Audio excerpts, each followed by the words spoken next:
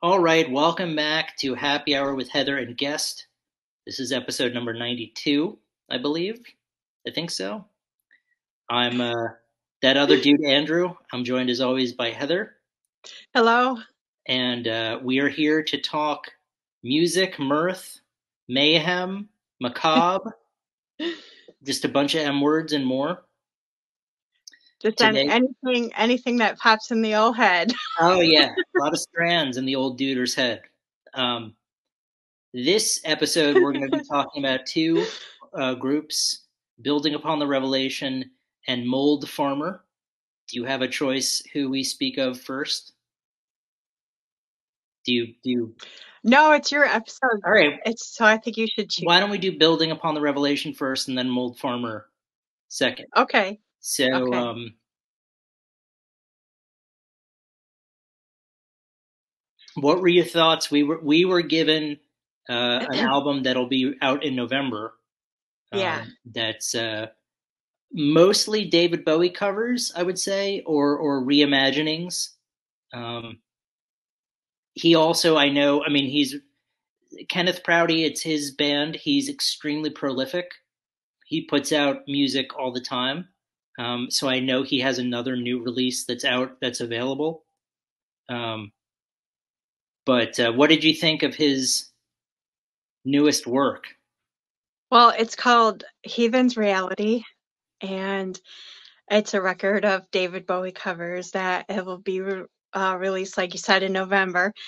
I'm always really happy when our friend Kenneth sends us music because he's super talented. And it's always an honor to get to listen to his music, and I'm really glad that he sends it to us. A lot of his music in the past has been instrumental, and I was really pleased to hear vocals on this, which is a little bit of a change. It was quite a That was quite a treat, and while the songs are David Bowie's, it's really great to hear the building upon the revelation kind of spin on them. And he gave him the old treatment, especially with his guitar, because he's such a terrific guitar player, and the guitar work that he does is just phenomenal. I was curious and I looked up the albums, and Reality was released in 2003 and Heathen was released in 2002. And during his lifetime, David Bowie had 26 studio albums, 9 live albums, 2 soundtrack albums, 26 compilation albums, 8 extended plays, 128 singles, and 6 box sets. I'm sure his music and his contributions to art will be influential, forever. And I'm really glad Kenneth took on these iconic songs and put his stamp on them, and then gave gave them back to us. Yeah, that's what's interesting is that we, we, whatever, first heard uh, Building Upon the Revelation and Kenneth's music when it was mostly, like you said, progressive instrumental metal, where the guitar would basically be the melody and the voice. Um, and Kenneth can shred, so everything was really masterfully done. Um, and then he did a cover of "Love My Way" by Psychedelic Furs, in which he also sang, and it was a really cool, more of a straightforward interpretation of the song. And it was sort of like learning that Babe Ruth also pitched and was a good pitcher. Um, it was like, whoa, you can sing and you can, you can do all this stuff. So it was cool to know that he's branching out a little bit.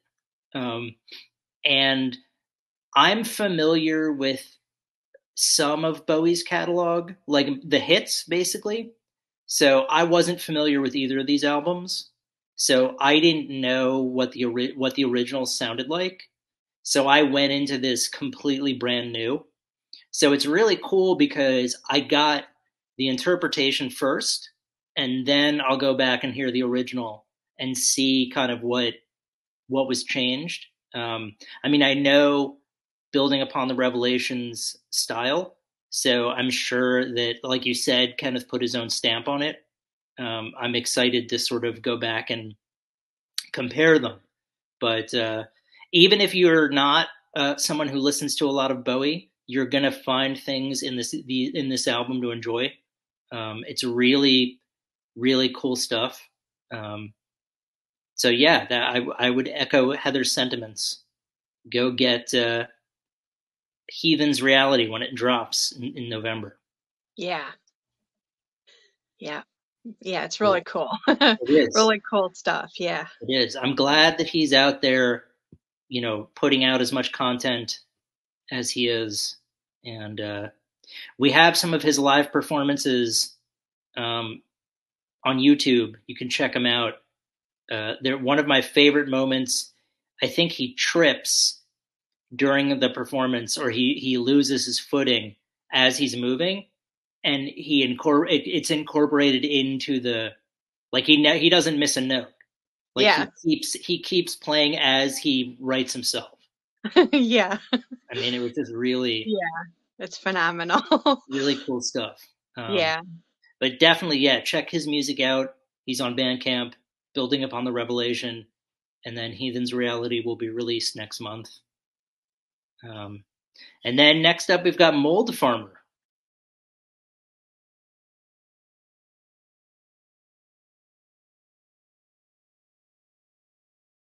Yeah. So the only thing I have to say about Mold Farmer before I give you the baton is they are from Pittsburgh, Pennsylvania, and they have a previous album called Tavern Tales, which is just 5 tracks, and then there's a demo single called Dwarves Brew. So, what are your thoughts on Mold Farmer? Well, first of all, I love their description on Bandcamp.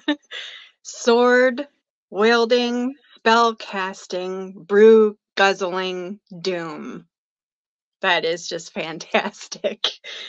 There's, like you said, there's Tavern Tales, a 4-song demo, and then there's a song Working Man, which is a Rush cover, Mm-hmm. and then a song called The Dwarven Brew, which is featured on Weedian's Trip to Pennsylvania. The band name intrigued me, so I went on a mold deep dive, and we all know the bad mold, that black mold that can kill you. So I wanted to know, well, what about the good mold? What's some good mold out there? And there's, medicine like penicillin, cheese, mushrooms, which is where my mind went when I first when I first heard the band name. Magic mushrooms just popped into my head right away. Tomato products and cans and bottles use moldy tomatoes, which I had no idea, and fermented foods like wine and beer, which brings us back to our brew guzzling doom. So let's raise a pint to that. Cheers. This music, it was really fun to listen to. I hope there's more to come. I hope they put out some more music and just doom on. Yeah, I think this was one of those situations where Heather and I are both proponents of letting the universe kind of dictate. If we feel the universe is recommending that we listen to a band, then we'll listen to it, and I'll put it at the fore. I mean, I think we'll both sort of put it at the forefront. So I think Mold Farmer, the algorithm on YouTube or whatever it was like, hey, you should check this band out. And I always listen to the intuition. that I get like that. So when I saw the artwork for Dwarven Brew and the name Mold Farmer, and then also read the description, which felt like it was the four food groups were represented. You know, beer guzzling, sword wielding, spell casting, doom. Um, and then what I found really interesting is it's very much straight up doom, like you would hear, you know, like a Witchfinder General or something like that. You know, the subject matter. I think there's a track called Dreams of Mead, and I want to say there's one called like The Drunken Orc verse something. I don't remember exactly what it is. So it's very much straightforward, you know, Dungeons and Dragons themed, uh, like Ronnie James Dio type stuff. Um, but I was really taken aback by how operatic the vocals were, and I mean, it sounds like the singer was also using like an echo effect or something on some of the songs. But you know, I was expecting like, okay, this is going to be something very cut and dry, and there was a lot of depth to it that I hadn't expected. So I was pleasantly surprised. Um, it also brought me back to when I was teaching middle school. I ran the Dungeons and Dragons Club on Fridays, so it brought me back to that situation, and reminded me that I uh, probably shouldn't have run that club. I think I remembered when I used to play Dungeons and Dragons, and I had these romantic notions like, oh, this will be great. I'll be the dungeon master for middle school kids. It'll be fun. Um, it wasn't as much fun. Um, Although I do take pride in the fact that I basically plagiarized the plot from Phantasm 2 as the first campaign for the kids, and that I would arbitrarily decide what numbers they would need to roll for something to work or not. Um, and I remember one time leaving and I realize we've gone off the reservation now. We're not talking Mold Farmer, so I apologize. But I left the room to get a drink of water, and I came back and I smelled fish. And so I taught students that had ADHD and learning differences. So many of them were on medications, and a couple of them had permission to eat throughout the day because their medication side effects would make them really hungry. So this one student was eating a sandwich, and I asked him, "Are you eating tuna fish in my room?" Because I was in a classroom that had no ventilation, no windows. And he looked at me and he goes, "No, it's salmon." And I'll never, for the rest of my life, forget the tone of his voice when he said no. Like, are you an idiot? Of course it's not tuna fish, it's salmon. So you'll have to excuse me for, you know, once I get caught up in the train going off the tracks. I tend to follow it all the way down into the gorge. But yeah. Anyway, getting back to Mold Farmer, it's so funny that you brought up good mold, because I thought of penicillin myself and using mold to make. So a mold farmer, I thought, would be like an old school way to call a chemist. You know, like if you were a chemist or a mage in Dungeons and Dragons, perhaps you want to see Larry the mold farmer. He's he's the guy who's got the goods for you. Your idea of magic mushrooms only makes this more appealing. Yeah, yeah. I feel like I feel like from now on, I'm going to start using mold farmer, you know, to describe people like, oh yeah, you want to buy a quarter ounce? Go see the mold farmer. Yeah, yeah. So, It's funny how gentlemen, as soon as I heard the band name, my mind, that's where my mind immediately went. oh yeah. Well, I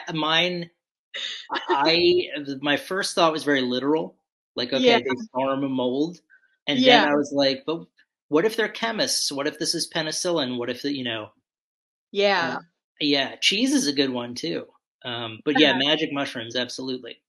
yeah. So Gentleman of Mold Farmer, I don't know if the name signifies anything, or if Heather hit one right out of the park with one of her guesses. But um, either way, keep making great music.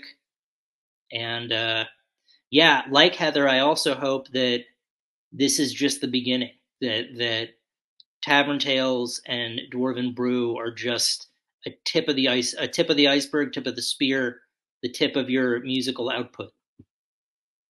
Yeah. So Yeah. awesome. Well Well, said. Well I'm said. thank you. Yeah, I'm glad you dug Mold Farmer. And Yeah. I mean, building upon the revelation is something we've known and enjoyed for a long time now. But I'm Yeah. also grateful he's putting out more music. Yeah. So Definitely. cool. Well, Definitely. I think that's going to do it for this week. But as always, we'll be back again next week with episode 93. It's Heather's turn in the rotation. I'm excited to hear what's in store.